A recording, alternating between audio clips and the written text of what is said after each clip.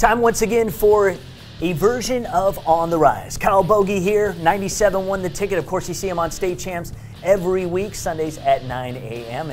But I'll tell you what, I feel for you. You got to do all those Lions post-game shows. Yeah, it's been a rough start to the season, first 3 weeks, and boy, it looks like things are headed in a downward direction. They're probably going to start 0-5. I mean, I don't think they're going to go out to Seattle and win. Right. Arizona looks really good. Really good.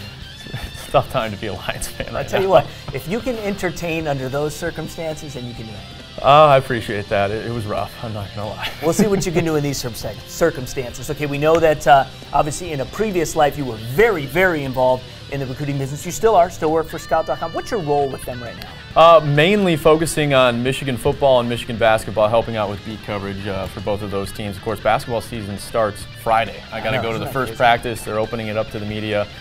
So it's amazing how quickly it begins. But still dabble a little bit in the recruiting stuff as well. So keep your hands on a lot of different things. No doubt, and he's also obviously in touch with a lot who are in the know in and around the state of Michigan and the Great Lakes region as a whole. So we want to talk first off on Michigan, bringing in the #1 overall player in the 2016 class. Yeah, this is a kid to watch. Rashawn Gary, defensive tackle. He's an absolutely massive human being, but a guy who can really move for his size. And there's a reason why he's the #1 player overall in that 2016 class. A lot of scouts really like him. They think not just in college, but even beyond that, which I know is hard to project before he even graduates high school, but they really like him. Michigan, of course, hosted him for their win over BYU, which couldn't have been a better game, honestly, for him to watch. Yes. And they're trying to build a relationship. The relationship that his mom has with the coaching staff is going to be a huge deal and something to watch moving forward. But with the national attention and all the offers and interest that he's getting, I don't expect this thing to happen quickly. I would expect him to take his time, do a full evaluation, and then we'll see what happens. But I think Michigan has set themselves up very nicely. And this is where we see the Harbaugh effect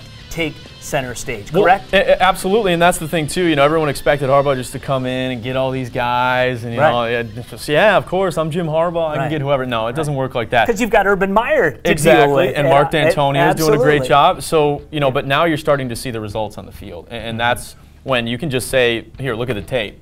Right away. What we did. Exactly, and that's when kids are like, okay, I believe it now. Yeah, no question. Well, one of the guys that the fans around the state of Michigan are certainly excited about is Des Fitzpatrick, the wonderful wide receiver out of Waterford Mott. He is leading the vote actually in our Hungry Howie's Mr. Football campaign. He's got a lot of support out there, and I guess he's got some other admirers other than where he originally committed. He certainly does. From the Big Ten, a new offer from Nebraska. Now, I don't know if anything's going to happen, quickly or anything along those lines, but you see these recruitments every single year. A kid is committed to a school that is in a lesser conference maybe than the Big Ten, SEC, ACC, Pac-12, whatever it may be. And he picks up an offer from a bigger school, and I think it's something that you at least look at. He's gotten offers from around the country. He's managed to stick with Louisville, but I think it's something to just keep your eye on as signing day approaches, that maybe he'll start to look at some other schools. Just pay attention. Right.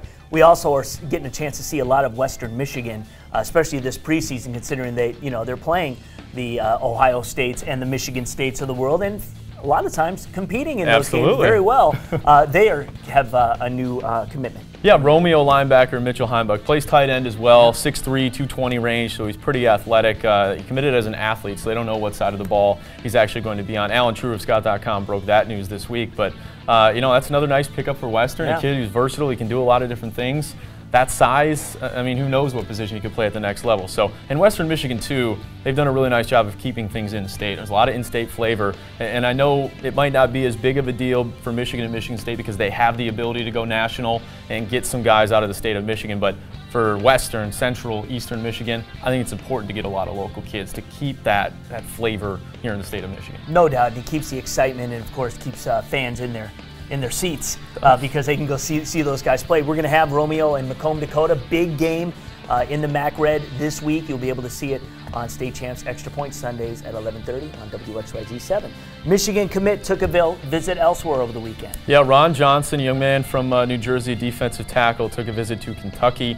We'll see, of course, what happens with that situation. I know the previous staff had a policy where if you're taking a visit, you're not really committed, and they pretty much don't have to honor that scholarship. Haven't seen that thus far from this Michigan coaching staff, but again, if you're taking an official visit somewhere else, it's clear that you're still open to other schools, and we'll see ultimately what he decides to do as we approach signing day. And no one can say that Kyle doesn't really dig into the recruiting classes. We're talking about 2018 now, an offensive tackle close to a decision. Yeah, Antoine Reed, he visited Michigan. It looks like he might be close to an offer. There's some other schools, of course, that are trying to get involved with him. Just to mention, a kid to keep on, on the radar. Somebody who's taking big visits, though. I mean, and he's got the frame, 6'6", 6'7" range, already over 250 pounds. So he's clearly going to be a guy. As a sophomore. There you go.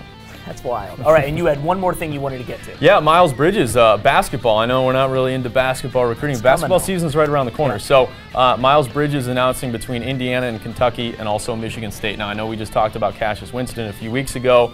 That looked like a no-brainer to me. This, again, looks like another no-brainer situation. I think Miles Bridges joins Michigan State in that 2016 class, another elite class again. And Cassius and him are close. They've been friends. He wanted to let Miles make his own decision. I understand that, but I think that bond and also the relationship that they've built with Miles over this recruitment is going to be something that ultimately ends with him landing in East Lansing. I mean, what does this say about the Spartans? How good are they going to be? They're loaded. I mean, they are a Final Four team year in and year out. I mean, and you look at last year, they weren't a Final Four team. They had no business getting where they were. So you add this elite talent and you add some pieces, and they're not getting guys at the same position. They're getting guys at center, then power forward, then small forward, shooting guard, point. They're going to have 10 guys, probably 12 guys that'll be able to be in that rotation and play. It'll just be up to Tom Izzo who gets the most minutes. Yeah, man, very, very deep, so impressive. How can people get you on Twitter if they want to follow you? Just at Kyle Bogie, that's Bogie. All right. Really simple. Easy enough. Yeah. That's On the Rise for this week. We'll see you next week.